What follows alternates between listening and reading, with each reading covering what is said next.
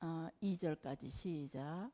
예수께서 무리를 보시고 산에 올라가 앉으시니 제자들이 나온지라. 입을 열어 가르쳐 이르시되 심령이 가난한 자는 복이 있나니 천국이 그들의 것이미요.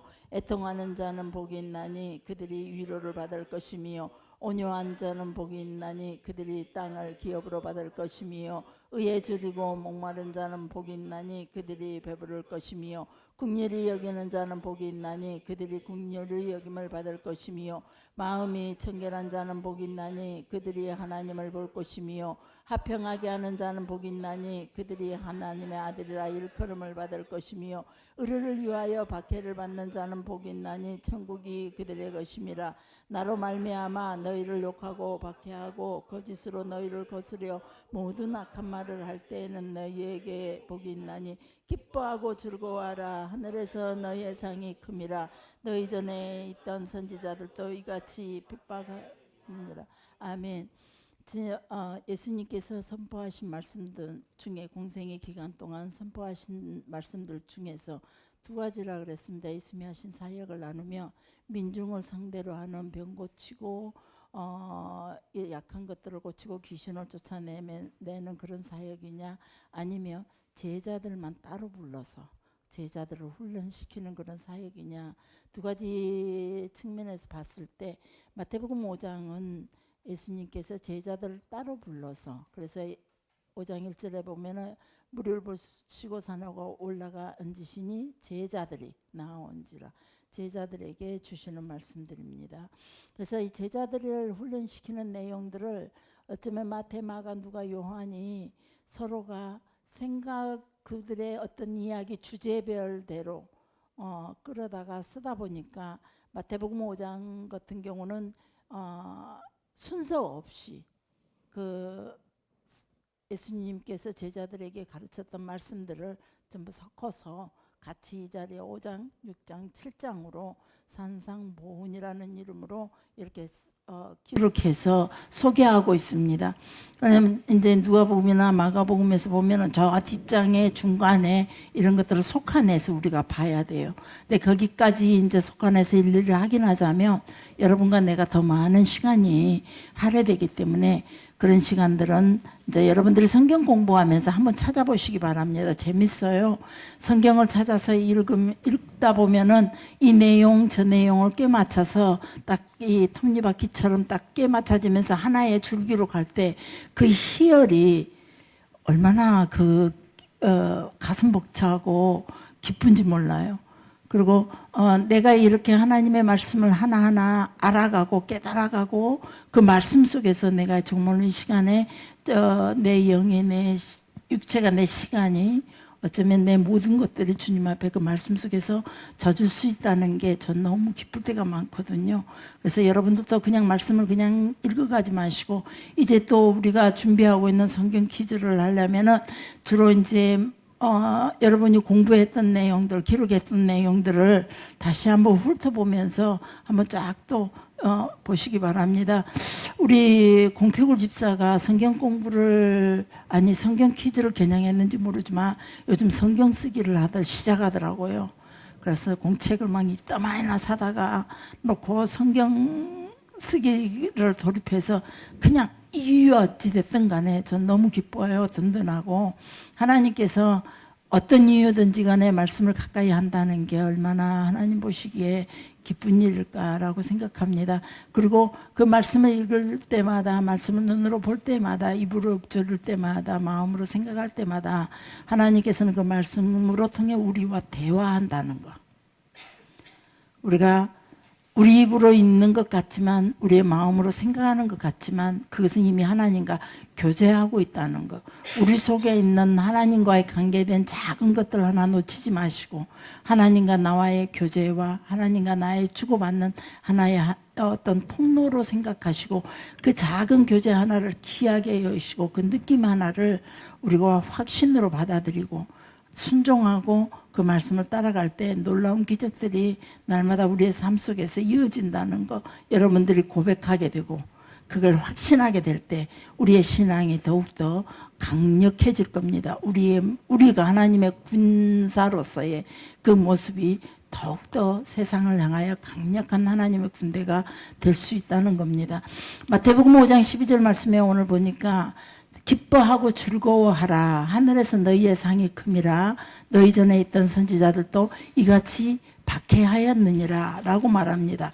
그동안 마태복음 5장 1절서부터 산상보훈으로 통해서 쭉 말씀하시다가 마지막에 우리가 그 산상보훈에서 주시는 그 말씀대로 살다 보면은 무언가 손해보는 것도 있고 무언가 다른 사람들 앞에 보고 어떤 모습들이 부딪힐 때도 있고 그것이 때로는 우리에게 박해로 핍박으로 돌아올 때도 있고 우리의 삶의 어려움으로 내가 세상 속에서 살아갈 때 그 말씀들 우리 때로는 세상 속에서 걸림돌처럼 느껴질 때도 많고 그럴지라도 그 말씀대로만 살게 될 때는 반드시 하나님께서 하늘의 상이 크다라는 것을 말씀해 주고 있는 겁니다.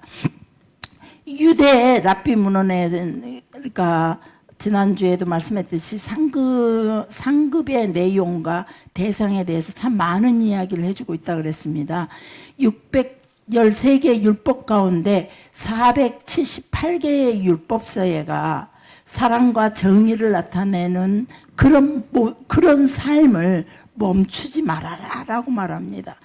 사랑은 우리가 뭐 다 알고 있죠.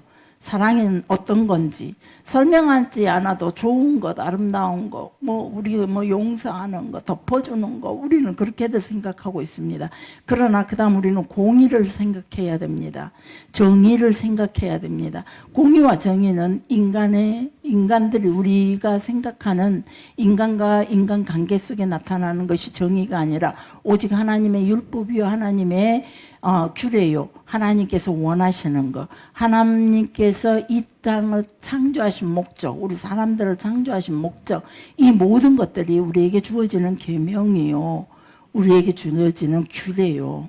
우리에게 주어지는 하나님의 공이고 정의라는 겁니다.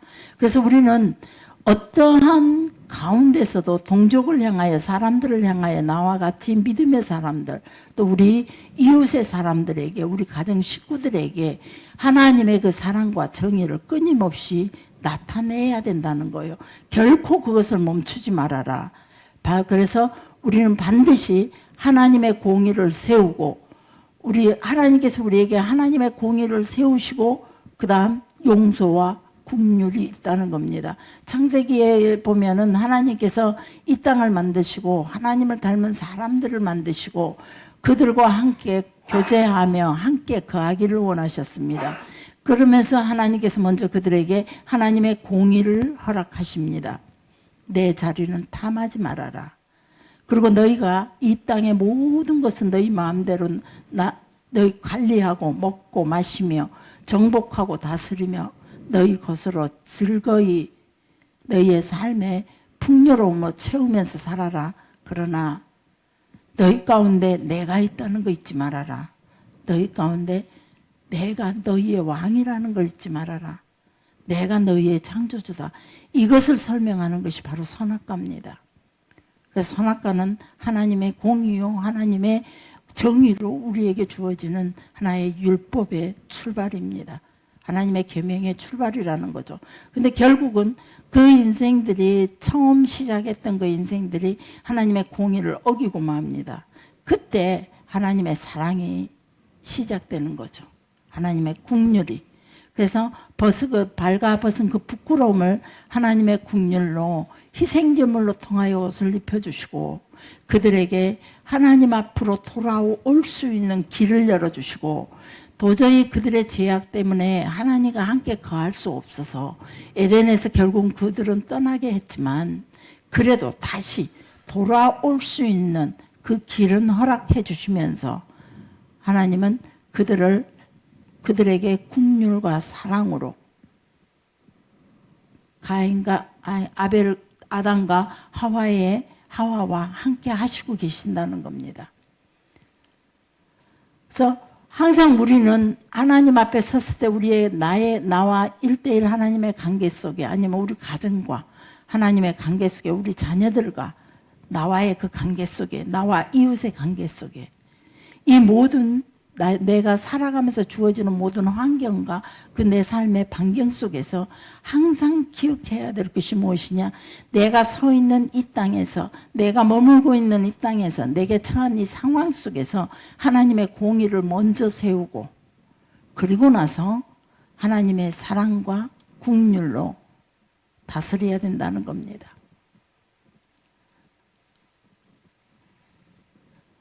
먼저 하나님의 의를 세우고 균형을 잡아가라라고 말씀했습니다. 균형.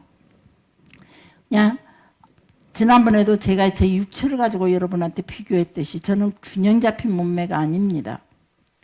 그래서 늘 몸이 오른쪽이 뼈들이 전부 다 조금 더 왼쪽보다는 약하고 근육들도 오른쪽이 더 약합니다.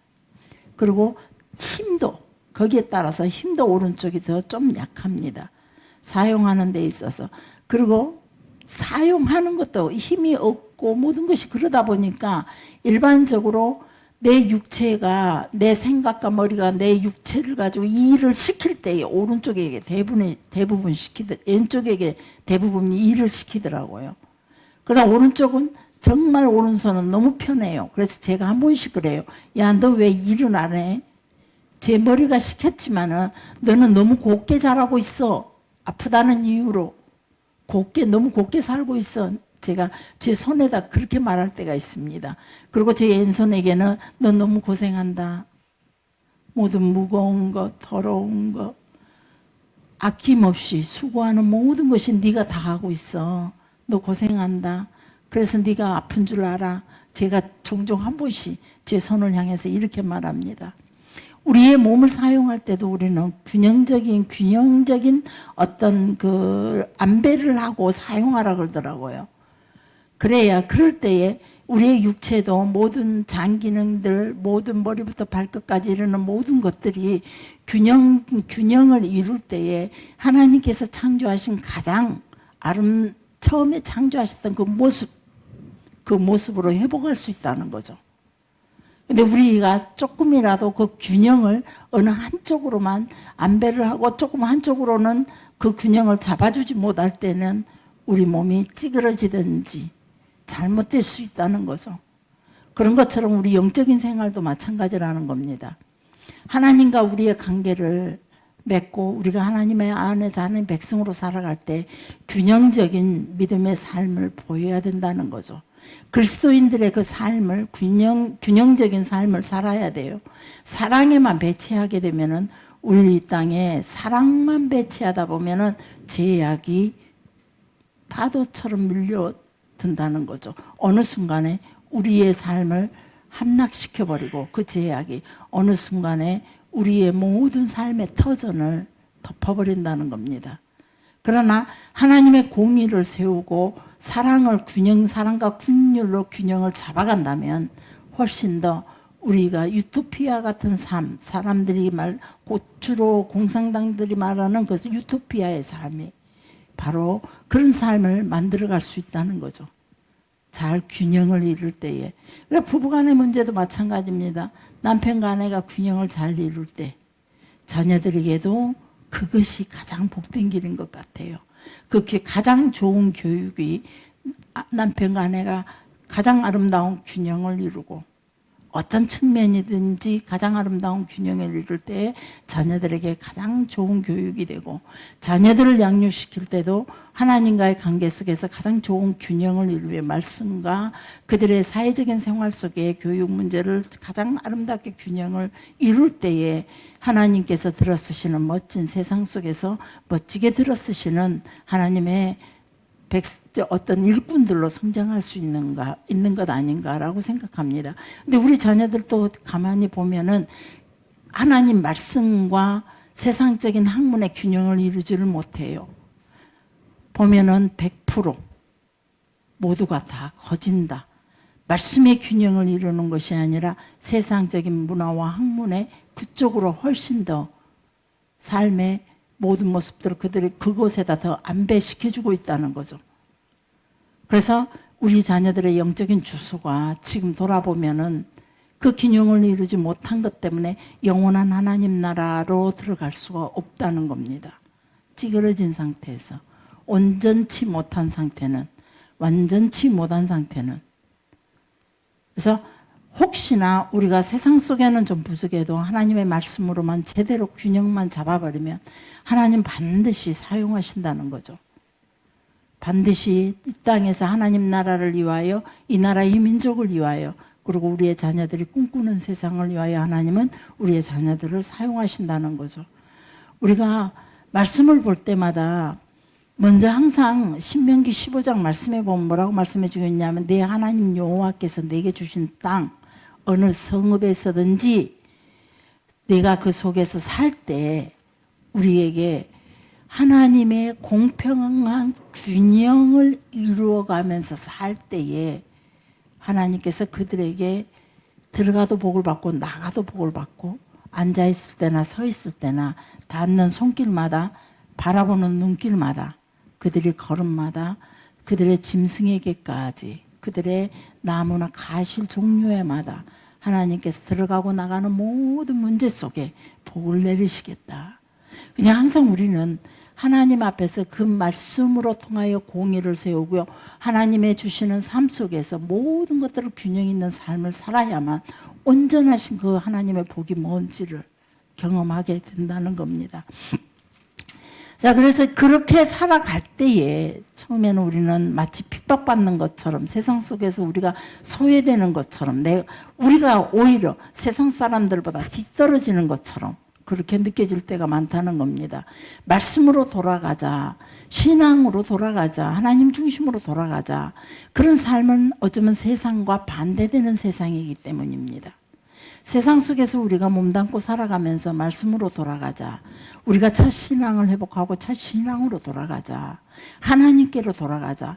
이거는 세상을 역주행하는 삶입니다. 세상을 따라갈 수가 없고 세상과 함께 할 수가 없다는 겁니다. 그럴 때에 우리는 세상 속에서 우리와 우리의 자녀들은 소외감을 느끼기도 하고, 그럴 때에 내가 뭔가 부족한 자처럼, 많이 모자란 것처럼, 때로는 내가 수많은 것들을 포기한 것처럼, 손해본 것처럼, 그리고 그로 인하여 조롱과 핍박도 있고 박해도 있다는 겁니다. 그러나 너희 전에 있던 선지자들도 이같이 핍박하였느니라. 선지서를 말하고 있죠. 선지서를 읽어보면은 선지자들의 삶이 전부 다 핍박받는 삶이었습니다. 오직 하나님의 공의를 먼저 세웠죠. 하나님이 이걸 원하고 하나님의 뜻은 이것이고, 너희가 하고 있는 그 일은 하나님의 뜻과 반대되는 행위고 그것이 너희의 제약이 되었고, 그래서 너희에게는 이제 하나님께서 너희를 돌아보지 않기 때문에 너희에게는 멸망이요, 너희에게는 저주요, 너희에게는 고통이 따를 것이다. 그래서 먼저 너희는 다시 너희에게 명령한다. 너희 다시 하나님이 너희에게 말씀하신다. 하나님과의 관계 속에 균형을 이루어라. 공의를 이루어라. 정의를 이루어라. 그래야 너희가 살 수 있고, 너희의 하나님께서 뜻을 돌이켜, 너희의 멸망의 뜻을 돌이켜 하나님께서 다시 너희에게 부흥의 길을 허락해 주겠다라고 말씀하시는 겁니다. 그래서 선지서는 말하면 네비임, 선지서를 네비임이라고 합니다. 선지자는 나비라라고 말하고, 선지서는 네비입니다. 그래서 이 네비임은 하나님의 말씀을 전달하는 것, 전령, 하나님의 말씀을 선포하는 것. 그래서 네비임은 선지서를 말하는 거죠. 이 네비임의 모든 내용들이 하나님의 공의를 먼저 세우라입니다. 그래서 창세기 아까도 말씀드렸듯이 사람을 창조하시고 시작한 걸음이 첫 번째 하나님께서 사람들에게 주신 것이 하나님의 공의입니다. 내 자리를 탐하지 말아라.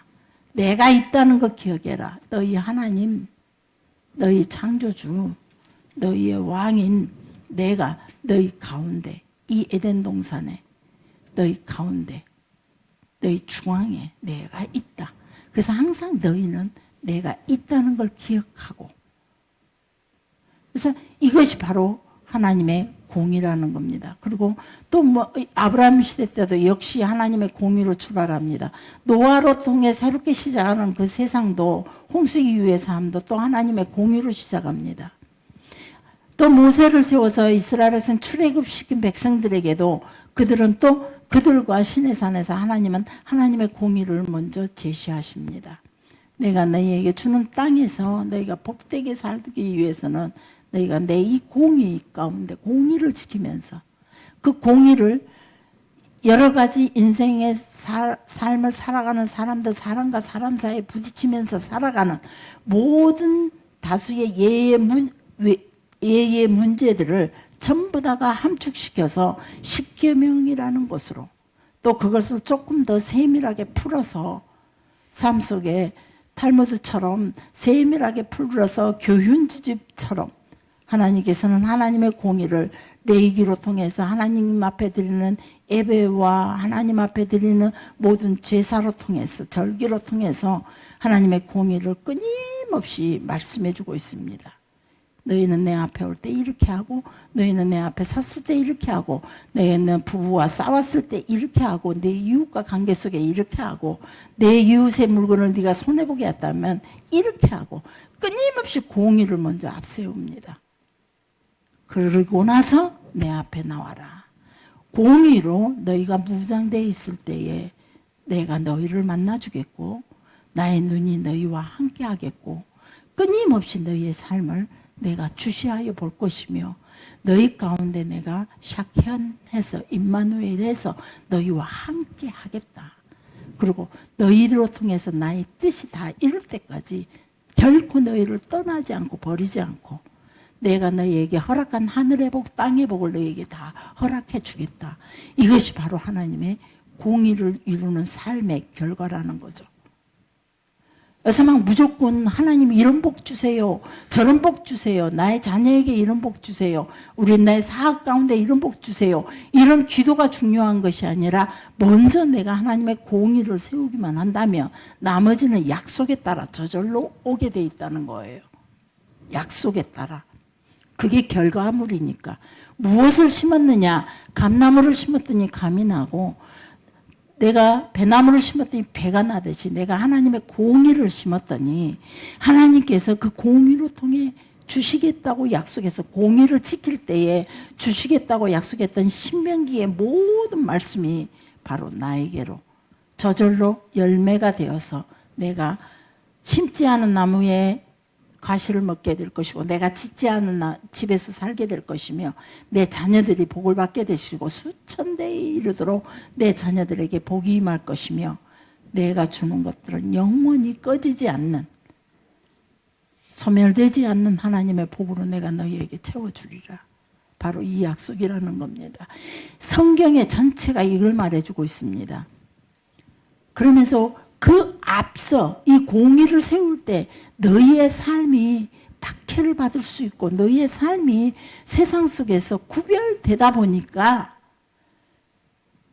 역주행하면서 하나님께로 세상을 향해 미래를 세상이 꿈꾸는 미래를 향해 달려가는 것이 아니라 세상의 욕망과 부요를 충족시키는 그런 삶이 아니라 역주행해서 하나님께로 달려가는 삶이기에 하나님 앞에 서고자 하는 그런 삶이기에 때로는 너희가 소외된 것 같고 외로울 수도 있고 그로 인해서 조롱도 받고 핍박도 받을 수 있지만 걱정하지 말아라. 내가 나의 복으로 너희에게 채워주리라.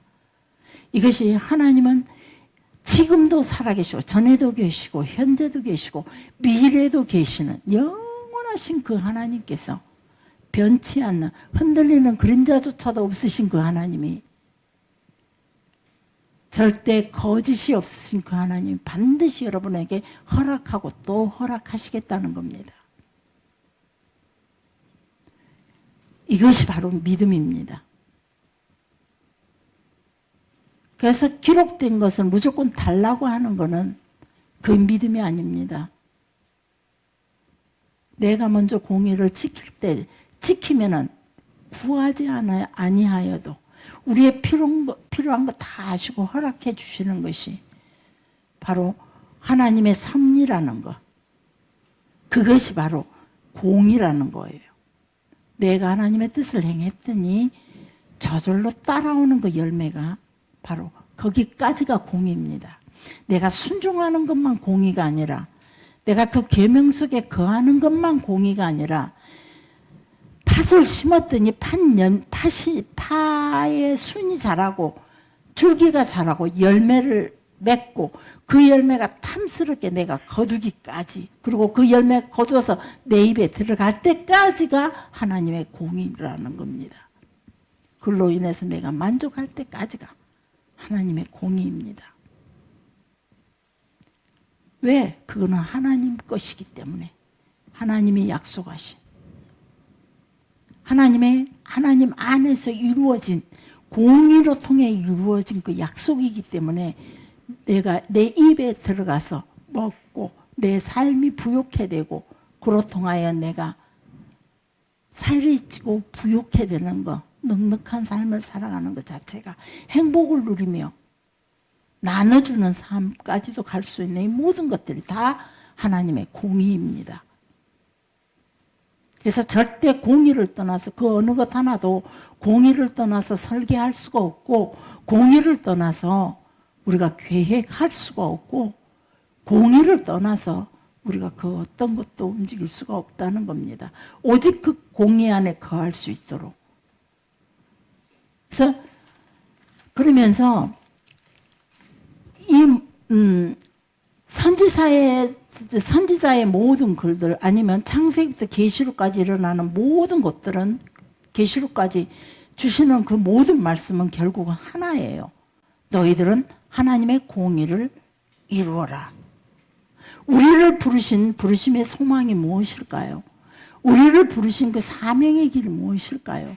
내가 살아야 할 소명의 길이 무엇일까요? 바로 하나님의 공의를 세우는 겁니다. 그것이 나에게 목사의 사명을 감당하든지, 교회 안에 직분의 사명을 감당하든지, 아니면 그것이 악기로 통하여 봉사를 하든지, 아니면 손으로 섬기며 음식으로 통하여 섬기며 구제하는 삶이라 할지라도, 사회 속에서, 세상 속에서 살아가면서 그들에게 전도하는 이 모든 것들도 역시 하나님의 공의를 세우는 일로 우리가 그 푯대를 세워야 된다는 겁니다.